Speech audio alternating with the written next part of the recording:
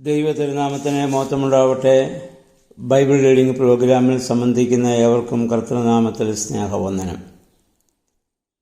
നമ്മളിന്ന് വായിച്ച് ധ്യാനിക്കുന്നത് ഉൽപ്പത്തി പുസ്തകം 13-ാം അധ്യായമാണല്ലോ. 13-ാം അധ്യായം അബ്രാമും ലോത്തും തമ്മിൽ വേർപിരിയുന്ന സംഭവമാണ് ഇവിടെ നമ്മൾ വായിക്കുന്നത്. അബ്രാം മിസ്രൈമിൽ നിന്ന് മടങ്ങി വന്നു. ധാരാളം ആടുമാടുകളും സമ്പത്തുകളും അബ്രാമിന് ഉണ്ടായി. അതോടൊപ്പം അബ്രാമിൻ്റെ കൂടെ വന്ന ലോത്തിനും അതിൻ്റെ ഭാഗമാകുവാനും സമ്പത്തേറെ വർദ്ധിക്കുവാനും ഇടയായി. ആ സമയത്ത് അബ്രാമിൻ്റെ ഇടയന്മാരും ലോത്തിൻ്റെ ഇടയന്മാരും തമ്മിൽ തർക്കങ്ങളും കലഹങ്ങളും ഉണ്ടായി. എവിടെയാണോ സമ്പത്ത് വർദ്ധിക്കുന്നത് അവിടെയാണ് തർക്കങ്ങളും കലഹങ്ങളും ഉണ്ടാകുന്നതെന്ന് നമ്മളിന്ന് വളരെ വ്യക്തമായി നമുക്ക് മനസ്സിലാകുന്ന കാര്യമാണ്. സമ്പത്ത് അധികമില്ലാത്തിടത്ത് മനുഷ്യബന്ധം കൂടുതൽ ശക്തമാവുകയാണ്. സമ്പത്ത് വർദ്ധിക്കുമ്പോൾ മനുഷ്യബന്ധങ്ങൾ അകലുന്ന സാഹചര്യമാണ് ഉണ്ടാവുക. അതുകൊണ്ടാണ് നമ്മുടെ കർത്താവും പറഞ്ഞത്, ദൈവത്തെയും ദ്രവ്യത്തെയും നിങ്ങൾക്ക് ഒരുപോലെ സ്നേഹിക്കുവാൻ സാധിക്കുകയില്ല. ദ്രവ്യം ഒരു പരിധി വിട്ടുകഴിഞ്ഞാൽ പിന്നെ അതൊരു പൈശാചിക ശക്തി തന്നെയാണ്. മനുഷ്യനെ ഏറെ സ്വാധീനിക്കുന്ന, കീഴ്പ്പെടുത്തുന്ന ഒരു വലിയ ശക്തിയാണ് ഭൂമിയുടെ സമ്പത്ത് എന്ന് പറയുന്നത്. പിശാച് യേശുവിന് കൊടുത്ത അവസാനത്തെ പരീക്ഷയും അതായിരുന്നല്ലോ. ഉയർന്ന മലയിൽ കൊണ്ടുപോയി ഈ ഭൂമിയിലുള്ള സമ്പത്തും അധികാരങ്ങളും കാണിച്ചുകൊണ്ടാണ്, എന്നെ നമസ്കരിച്ചാൽ ഇതൊക്കെയും ഞാൻ നിനക്ക് തരാമെന്ന് യേശുവിനോട് പറഞ്ഞത്. വാസ്തവത്തിൽ ഈ സമ്പത്തും അധികാരവും ഒക്കെ ദൈവം ആണല്ലോ ഭൂമിക്ക് നൽകുന്നത്. യേശുവിന് പറയാമായിരുന്നു, അത് നീ എനിക്ക് തരേണ്ട, ഇതൊക്കെ എൻ്റേതാണെന്ന് വേണം യേശുവിന് പറയാമായിരുന്നു. കർത്താവ് പറഞ്ഞില്ല. കാരണം മനുഷ്യൻ എന്ന പാപത്തിനടിമയായോ പിശാചിനടിമയായോ അന്ന് ദൈവം മനുഷ്യന് നൽകിയതൊക്കെ പിശാചിൻ്റേതായി മാറുകയാണ്. അതുകൊണ്ടാണ് പിശാച് അവിടെ പറയുന്നതും, എന്നെ നമസ്കരിച്ചാൽ ഇതൊക്കെ ഞാൻ നിനക്ക് തരാമെന്ന് പറഞ്ഞു. അതുകൊണ്ടാണ് യേശു ആ സമ്പത്ത് അവിടെ നിരാകരിക്കുന്നു. സാത്താനെ എന്നെ വിട്ടുപോകും, എൻ്റെ ദൈവമായ കർത്താവിനെ വന്ദിച്ച് അവനെ മാത്രമേ ആരാധിക്കാവൂ എന്ന് ശക്തമായ ഭാഷയിൽ കർത്താവോട് പിശാചിനോട് പറയുന്നതും ആ പിശാചിനെ ആട്ടിപ്പായിക്കുന്നതും ആ പരീക്ഷയിൽ നമ്മൾ കാണുന്നുണ്ട്. അപ്പോൾ സമ്പത്ത് എവിടെ വർദ്ധിക്കുന്നുവോ അവിടെ പൈശാചിക ശക്തികൾ കൂടുതൽ ശക്തമാകും. നമ്മുടെ ഇടയിൽ നമുക്കറിയാം, ധാരാളം സമ്പത്ത് മക്കൾക്ക് വേണ്ടി ഉണ്ടാക്കി വെച്ചിട്ട് മാതാപിതാക്കൾ പോകുമ്പോൾ ആ മക്കൾ തമ്മിൽ അകലുന്നതും വ്യവഹാരങ്ങളിൽ ഏർപ്പെടുന്നതൊക്കെ സാധാരണ സംഭവമായി നമ്മൾ ഇപ്പോൾ കണ്ടുകൊണ്ടിരിക്കുന്നു. എന്നാൽ അധികം സമ്പത്ത് സമ്പാദിച്ചു വെക്കാതെ ഈ ഭൂമിയിൽ നിന്ന് മാറ്റപ്പെടേണ്ട മാതാപിതാക്കളുടെ മക്കൾ സന്തോഷത്തോടും ഐക്യതയോടും സഹകരണത്തോടും കൂടി ഭൂമിയിൽ ജീവിക്കുന്നത് ധാരാളം സംഭവങ്ങൾ നമുക്ക് കാണാൻ സാധിക്കുന്നുണ്ട്. ഇവിടെ ഇപ്പോൾ ദൈവത്തിൻ്റെ വിളി കേട്ട് ഒന്നുമില്ലാതെ ഇറങ്ങി വരുന്ന അബ്രാമിന് ധാരാളം സമ്പത്തുകളുണ്ടാവും. ലോത്ത് അതിൻ്റെ ഭാഗമായി മാറുകയും ചെയ്യുന്നുണ്ട്. അബ്രാം ഒരു ദൈവപുരുഷനായതുകൊണ്ട്, ദൈവത്താൽ വിളിക്കപ്പെട്ടവനും ദൈവികമായ ചിന്ത അവനിൽ ഭരിക്കുന്നതുകൊണ്ടും സഹോദരനുമായുള്ള ഒരു ഇടർച്ച ഇനി ഉണ്ടാകാൻ പാടില്ല. അതുകൊണ്ട് അബ്രാം ലോത്തിനോട് പറയുന്നു, നമുക്ക് സമ്പത്തുകൾ വർദ്ധിച്ചു, ആടുമാടുകൾ വർദ്ധിച്ചു, നമ്മുടെ ഇടയന്മാർ തമ്മിൽ തർക്കമായി, അതുകൊണ്ട് നമുക്കിനിയും വേർപിരിയാം. നമ്മളിനി ഒന്നിച്ച് താമസിച്ചാൽ അത് കൂടുതൽ നമ്മൾ തമ്മിലുള്ള പ്രശ്നങ്ങളിലേക്ക് വരെ അത് പോകും. ഇപ്പോൾ ഇടയന്മാർ തമ്മിലെ പ്രശ്നങ്ങളായിട്ടുള്ളൂ, ഇനി അത് നമ്മിലേക്കും വ്യാപരിക്കും. അതുകൊണ്ട് നമുക്ക് പിരിയുന്നതാണ് നല്ലത്. വാസ്തവത്തിൽ അബ്രാഹാമിൻ്റെ ആധ്യാത്മിക ജീവിതത്തിന്, വിശ്വാസ ജീവിതത്തിന് ലോത്ത് പിരിയുന്നത് തന്നെയാണ് അബ്രാഹാമിന് എല്ലാം കൊണ്ടും നല്ലതും. അതുകൊണ്ട് അബ്രാം ഇവിടെ ലോത്തിനോട് പറയുന്നുണ്ട്, ഈ സമ്പത്തിൽ നിനക്ക് ഇഷ്ടമുള്ളത് നീ ചോദിച്ചുകൊള്ളുക, നീ എത്ര ചോദിച്ചാലും അത് നിനക്ക് തന്നുകൊള്ളാം. നീ ഇടത്തോട്ടെങ്കിൽ ഞാൻ വലത്തോട്ട്, നീ വലത്തോട്ടെങ്കിൽ ഞാൻ ഇടത്തോട്ട്. അതിനുള്ള അവസരം, അതിനുള്ള എല്ലാ അനുവാദവും അബ്രഹാം ലോത്തിന് ഇവിടെ നൽകുകയാണ്. വാസ്തവത്തിൽ ലോത്തിന് സമ്പത്തുണ്ടായത് അബ്രഹാമിൻ്റെ കൂടെ ഇറങ്ങി വന്നുകൊണ്ട് ദൈവം കൊടുത്ത അനുഗ്രഹത്തിൻ്റെ ഭാഗമാണെങ്കിലും അബ്രഹാം തൻ്റെ സഹോദരപുത്രൻ അത് വിട്ടുകൊടുക്കുകയാണ്. തൻ്റെ പിതൃ സഹോദരപുത്രനെല്ലാം വിട്ടുകൊടുക്കുകയാണ്. അതിനുശേഷം നമുക്കറിയാം എന്ത് സംഭവിച്ചു. ലോത്ത് അവൻ്റെ ഭവനത്തിൽ പോയി അവൻ്റെ ഭാര്യയോടൊക്കെ ആലോചിച്ചതിന് ശേഷമാകാം അബ്രഹാമിനോട് ഏറ്റവും പച്ചപ്പായ സ്ഥലം, ജോർദാനിലെ താഴ്വരകൾ, ജോർദാനിലെ സമതലം മുഴുവൻ ചോദിച്ചു വാങ്ങി. ആ സ്ഥലമാണ് പിന്നെ സോദോം ഗൊമോറ എന്നറിയപ്പെടുന്നത്. കാരണം നല്ല പച്ചപ്പുള്ള സ്ഥലമാണ്, താഴ്വരയാണ്. ഇവർ കാടുമാടുകളാണല്ലോ അവരുടെ ഏറ്റവും വലിയ സമ്പത്ത്. അതിനെ മേയ്ക്കുവാൻ, അത് വർദ്ധിക്കുവാൻ ഏറ്റവും പറ്റിയ ഇടമാണത്. ബാക്കിയൊക്കെ മുട്ടക്കുന്നുകളാവാം. അബ്രഹാം ഇവിടെ നമ്മൾ ശ്രദ്ധിക്കേണ്ടത്, അബ്രഹാം ഒരു മടിയും പറഞ്ഞില്ല. ലോത്ത് എന്താണോ ചോദിച്ചത് അത് പൂർണ്ണമായി വിട്ടുകൊടുക്കുകയാണ്. അല്ലാതെ നീ എൻ്റെ കൂടെ വന്നുകൊണ്ടാണ് നിനക്ക് സമ്പത്ത് വർദ്ധിച്ചതെന്നോ, ഞാനാ അതിന് കാരണക്കാരനെന്നോ, നീ എൻ്റെ കൂടെ വരാതെ ഊർ പ്രദേശത്ത് താമസിച്ചതെങ്കിൽ നിനക്കിതൊന്നും ഉണ്ടാവില്ലായിരുന്നെന്നോ അബ്രഹാം ഒന്നും ഇവിടെ പറയുന്നില്ല. തൻ്റെ ഭാര്യയായ സാറായോട് ഈ കാര്യത്തെക്കുറിച്ച് അബ്രഹാം ആലോചിക്കുന്നുമില്ല. ദൈവം തനിക്ക് തന്ന അനുഗ്രഹത്തിൻ്റെ ഭാഗം കൂടുതലായി, തൻ്റെ ഭൗതികമായ അനുഗ്രഹത്തിൻ്റെ ഭാഗം കൂടുതലായി തൻ്റെ ഒരു സഹോദരൻ ചോദിക്കുന്നെങ്കിൽ വിട്ടുകൊടുക്കാൻ അബ്രഹാം തയ്യാറാണ്. കാരണം അവനിൽ വസിക്കുന്നത് ദൈവവും ദൈവത്തിൻ്റെ ആത്മാവുമാണ്. അബ്രഹാം വളരെ മാറ്റപ്പെട്ട വിശ്വാസത്തിൻ്റെ നന്മയുടെ പാതയിൽ അബ്രഹാമിൻ്റെ വളർച്ചയുടെ പടികൾ നമുക്കിവിടെ കാണാൻ സാധിക്കുന്നുണ്ട്. ഇവിടെ മനസ്സിലാക്കണം, അബ്രഹാമിന് 75 വയസ്സ് പ്രായമുണ്ട്. ലോത്തിന് ഒരു പക്ഷേ 10, 30, 35 വയസ്സ് പ്രായമേ ആകാൻ സാധ്യതയുള്ളൂ. പക്ഷെ ഒരു ദൈവിക മനുഷ്യൻ എപ്പോഴും താഴ്മയുള്ളവനാണ്. ഈ 75 വയസ്സുള്ള അബ്രഹാമിന് വേണമെങ്കിൽ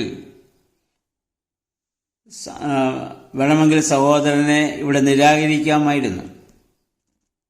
അദ്ദേഹം ഇവിടെ പറയുന്നതാണ്, നീ എനിക്ക് തുല്യനാണ്, ഞാൻ നിനക്ക് ആദ്യ പരിഗണന നൽകുന്നു എന്ന മനോഭാവം. നീ ആവശ്യമുള്ളത് നീ തിരഞ്ഞെടുക്കുക. ആ മനോഭാവമുള്ള അബ്രഹാമിന് മാത്രമേ യെരൂശലേം പണിയാനും ഇസ്രായേലിൻ്റെ പിതാവായിട്ടിരിക്കുവാനും യേശുക്രിസ്തുവിൻ്റെ പഴയ നിയമത്തിലെ നിഴലായി മാറാനും സാധിക്കുകയുള്ളൂ. ക്രിസ്തീയ ലോകത്തിൽ നിന്ന് ഇത്തരം നേതാക്കന്മാരെയാണ് ആവശ്യമുള്ളത്. അങ്ങനെ ഉള്ളവരെ കണ്ടെത്തുവാൻ നമുക്കിന്ന് പ്രയാസവുമാണ്. നമ്മുടെ കർത്താവ്, നമുക്കറിയാം, ശിഷ്യന്മാരെ കർത്താവ് ശിഷ്യത്വത്തിലേക്ക് താൻ വിളിച്ച് അവരെ കൂടെ കൊണ്ടു നടന്നവരെ പഠിപ്പിച്ച് അവരുടെ ദൈനംദിന കാര്യങ്ങളും കൂടി കർത്താവാണ് എല്ലാം നടത്തി വന്നത്. ആ കർത്താവ് യോഹന്നാന്റെ സുവിശേഷം 15-ാം അധ്യായം 15 വാക്യങ്ങൾ കർത്താവ് പറയുന്നു, എൻ്റെ പിതാവിൽ നിന്ന് കേട്ടതൊക്കെ നിങ്ങളെ അറിയിച്ചു, അതുകൊണ്ട് നിങ്ങളിനി എൻ്റെ ദാസന്മാരല്ല, എൻ്റെ സ്നേഹിതന്മാരാണ്.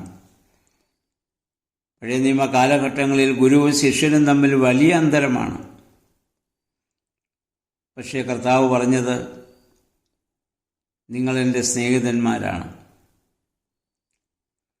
പുനരുദ്ധാന ശേഷം മഗ്ദലന മറിയത്തിന് പ്രത്യക്ഷപ്പെട്ട് കർത്താവ് പറഞ്ഞത്, ഞാൻ ഉയർത്തെഴുന്നേറ്റിരിക്കുന്നു എന്ന് നീ ചെന്ന് എൻ്റെ സഹോദരന്മാരോട് പറയുക. കർത്താവ് അവരെ സ്നേഹിതന്മാരെന്നും സഹോദരന്മാരെന്നുമാണ് ഇവിടെ വിളിക്കുക.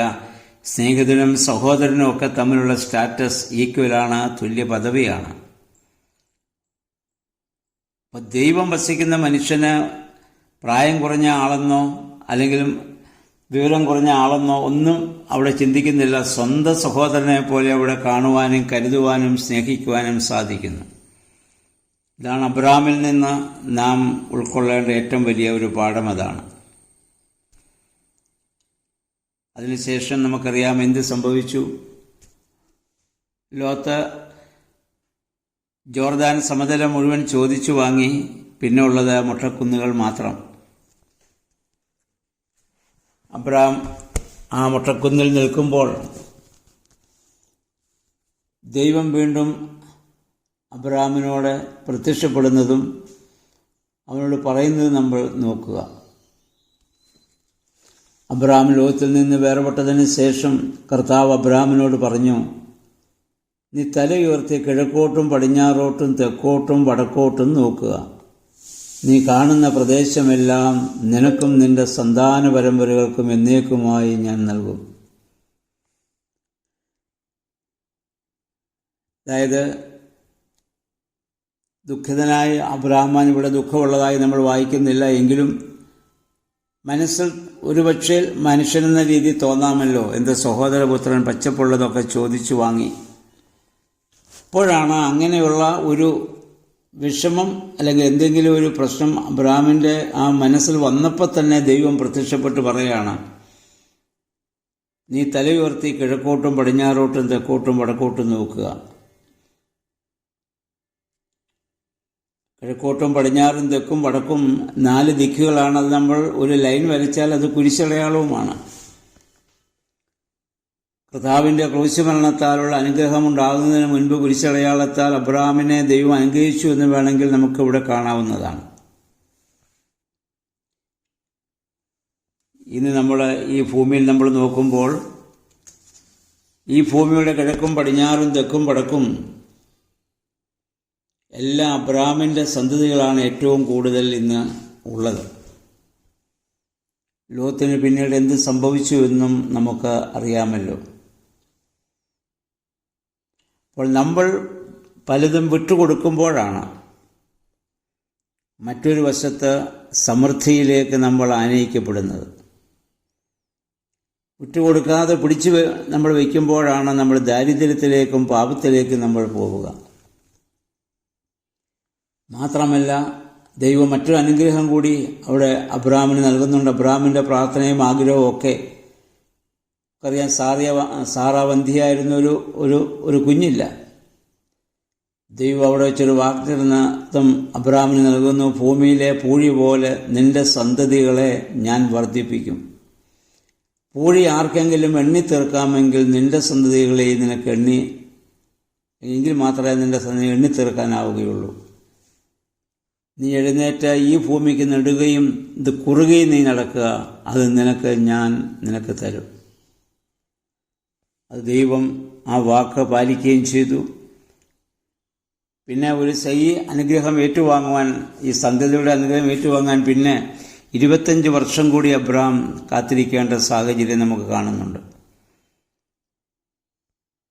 അപ്പോൾ ദൈവം നൽകുന്നതായ വാഗ്ദത്തം ദൈവത്തിൻ്റെ സമയത്തും ദൈവത്തിൻ്റെ കാലത്തുമാണത് നിറവേറ്റുക. നമ്മൾ ഓരോ കാര്യങ്ങൾക്ക് വേണ്ടി നമ്മൾ പ്രാർത്ഥിക്കുമ്പോഴും പ്രാർത്ഥിച്ചു കഴിഞ്ഞാൽ ഉടനെ തന്നെ ദൈവം പ്രവർത്തിക്കണമെന്ന് നമ്മൾ ആഗ്രഹിക്കുന്നു. അതൊരു വിശ്വാസിക്ക് ചേർന്നതല്ല. ദൈവത്തിൻ്റെ സമയത്ത് ദൈവത്തിൻ്റെ ഹിതം പോലെ അത് പ്രവർത്തിക്കപ്പെടും. അതാണ് പരിശുദ്ധ അമ്മ മലാഖയുടെ അറിയിപ്പുണ്ടായപ്പോൾ നടത്തിയ സമർപ്പണം അതാണല്ലോ, ഇതാ ഞാൻ കർത്താവിൻ്റെ ദാസി, അവിടുത്തെ ഹിതം പോലെ എനിക്ക് ഭവിക്കട്ടെ. അത് പറഞ്ഞപ്പോൾ തൻ്റെ ഉദരത്തിൽ ഉരുവായ തൻ്റെ മകനായ നമ്മുടെ കർത്താവും തൻ്റെ ജീവിതത്തിൻ്റെ ഏറ്റവും വലിയ പ്രതിസന്ധി ഘട്ടത്തിൽ നടത്തിയ പ്രാർത്ഥന അത് തന്നെയാണ്. ഗതശമനായ പിതാവേ, കഴിയുമെങ്കിൽ ഈ പാനപാത്രം നീങ്ങണം, എങ്കിലും എൻ്റെ ഇഷ്ടമല്ല അവിടുത്തെ ഇഷ്ടം എന്നിൽ പൂർണ്ണമാവട്ടെ. ആ ദൈവഹിതത്തിന് സമർപ്പിക്കുന്നവനാണ് വിശ്വാസി. ക്രൂശ് വഹിക്കുക എന്നുള്ളതാണ് പിതാവിൻ്റെ ഇഷ്ടമെങ്കിൽ അതിന് പുത്രൻ സമർപ്പിച്ചു. പരിശുദ്ധ അമ്മയും അതിനുശേഷം ഒരുപാട് ജീവിത പ്രതിസന്ധി ഘട്ടങ്ങളിലൂടെ കടന്നുപോയി. അതിനെയൊക്കെ അവർക്ക് അതിജീവിക്കുവാൻ പ്രതിസന്ധികളെയൊക്കെ അതിജീവിക്കുവാൻ സാധിച്ചത് ദൈവസന്നിധിയിലുള്ള അവരുടെ പൂർണ്ണമായ സമർപ്പണമാണെന്ന് നമ്മൾ മനസ്സിലാക്കുക. അബ്രഹാമിൽ നിന്ന് ഈ ഒരു വലിയ വിശ്വാസത്തിൻ്റെ, ആ വലിയ സഹന മനോഭാവത്തിൻ്റെ ഒരു വലിയ വ്യക്തിത്വമായി അബ്രഹാമിനെ നമുക്കിവിടെ കാണാൻ സാധിക്കുന്നുണ്ട്. ഈ അബ്രഹാമിനെ മാതൃകയാക്കി നമ്മളായിരിക്കുന്ന സമൂഹത്തിൽ, സാഹചര്യത്തിൽ ജീവിപ്പാൻ നമുക്കിടയാകണം. വിട്ടുകൊടുക്കലിൻ്റെ ഒരു മനോഭാവത്തോടുകൂടി ഈ ഭൂമിയിൽ നമുക്ക് ജീവിക്കാം. എന്തെല്ലാം നമ്മൾ പിടിച്ചു വയ്ക്കുവാൻ ആഗ്രഹിക്കുന്നു അതൊക്കെ പൂർവാധികം ശക്തിയോടെ നമ്മിൽ നിന്ന് നഷ്ടപ്പെടും. ലോത്തിനതാണല്ലോ അവൻ്റെ ജീവിതത്തിൽ സംഭവിക്കാൻ പോകുന്നത്. ലോത്തൊരിക്കലും വാഗ്ദത്ത സന്തതിയോടെ പങ്കുപറ്റുവാൻ ലോത്തിന് സാധിക്കുകയില്ല. ഇനി തൻ്റെ എന്നോട് ചെല്ലുമ്പോൾ സൊദോം ഗൊമോറയുടെ നാശത്തിന് ശേഷം തൻ്റെ പെൺമക്കളിൽ നിന്ന് തന്നെ മക്കൾക്ക് ജന്മം നൽകേണ്ട സാഹചര്യം ലോത്തിൻ്റെ ജീവിതത്തിലുണ്ടാകുന്നു. മോവാബും അമോന്യനും അവർ പിന്നെ ഇസ്രായേൽ ജനത്തിൻ്റെ മരുഭൂമി യാത്രയിൽ അവർക്ക് വലിയ ഒരു തലവേദനയായി മാറുന്നതും ഇസ്രായേലിൻ്റെ ചരിത്രത്തിൽ പിന്നെ നമ്മൾ കാണും. അപ്പോൾ ഭൗതികമായ നേട്ടങ്ങളെക്കാൾ ഉപരി ദൈവത്തിൻ്റെ വാക്കുകൾക്കും വചനങ്ങൾക്കും കൂടുതൽ പ്രാധാന്യം കൊടുക്കുന്ന, ദൈവഹിതത്തിന് പൂർണ്ണമായി സമർപ്പിക്കുന്ന ഒരവസ്ഥയിലേക്ക് കടന്നു വരുവാൻ നമുക്കിടയാവണം. പ്രത്യേകിച്ച് 15 നോമ്പിൻ്റെ ആ ദിവസങ്ങളിൽ ആ നോമ്പിൻ്റെ വീടുകളിലേക്ക് നമ്മളിപ്പോൾ കടന്നു വരികയാണ്. ഈ ദിവസങ്ങളിൽ പരിശുദ്ധ അമ്മയെപ്പോലെ നമുക്കും നമ്മെ തന്നെ സമർപ്പിക്കാം. അബ്രഹാമിനെ പോലെ ദൈവഹിതത്തിന് നമ്മെ തന്നെ നമുക്ക് സമർപ്പിക്കാം. ഈ ചിന്തകൾ നമ്മെ ഭരിക്കുവാനിടയാകട്ടെ. ദൈവത്തിൻ്റെ പരിശുദ്ധാത്മാവേ, അതിന് ഞങ്ങളെ സഹായിക്കണമേ എന്നുള്ള പ്രാർത്ഥനയോടെ എല്ലാവർക്കും നല്ല ഒരു ശുഭദിനം ആശംസിക്കുന്നു. ദൈവനാമം മാത്രം മഹത്വപ്പെടുവാൻ ഇടയാവട്ടെ.